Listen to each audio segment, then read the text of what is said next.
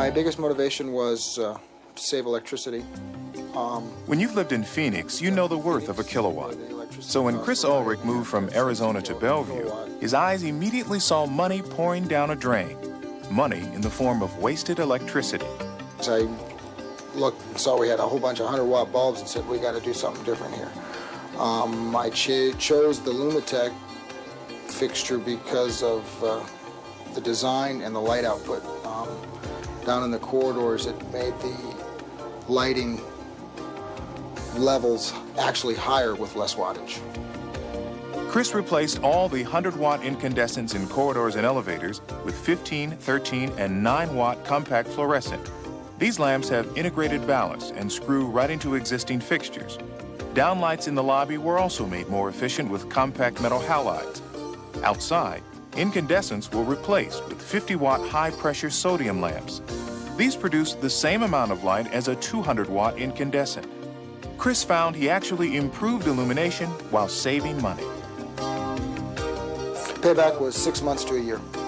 And that payback is figured on energy savings alone. With maintenance figured in, the actual figure is even better because the new lamps have a bulb life of 10,000 hours instead of 2,000.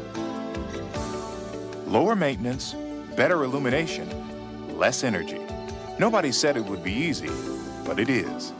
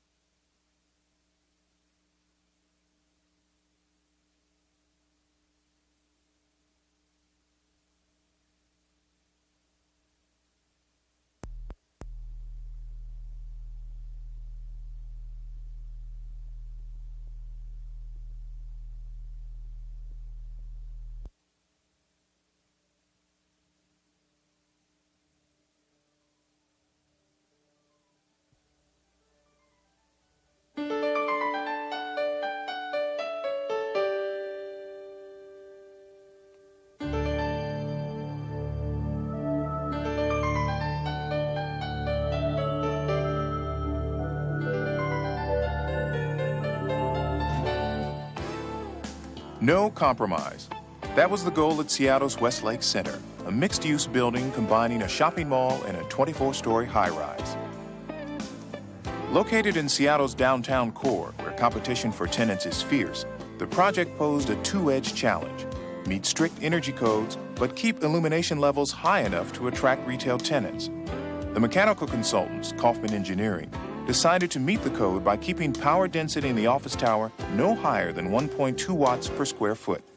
And with the help of the project's electrical engineers, that goal was met, with the resulting lighting levels equivalent to 1.7 watts per square foot or more.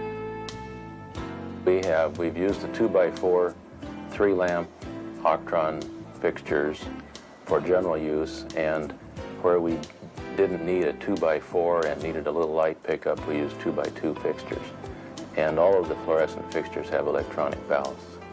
They're probably 30% more efficient, and as a result, we can achieve very good energy savings in using electronic ballasts. Kaufman engineers now live with the lighting they helped design. Their offices in the Westlake Center feature the same overhead fixtures found elsewhere in the building, providing 70-foot candles in work areas and 35-foot candles in walkways. The fixtures direct light where it's needed, and on the perimeter, they are equipped with manual dual switching. Overall, the triphosphor lamps and electronic ballasts use 88 watts each, compared to 146 watts for standard lamps and ballasts. We get 20,000 hours of lamp light from the lamps. The ballast is a standard ballast. The warranty is the same as a regular ballast, except it uses a lot less energy. Kaufman Engineering has also made customized savings within its own offices. Reception area downlights are fitted with compact fluorescents instead of incandescents. MR16 lamps replace incandescents in conference rooms. Yet, with no corner left uncut, the building is bright, classy, and best of all, workable. With the way the lighting works in the office, people really don't notice it. It just works, and that's the way that you like to have your lighting system operate.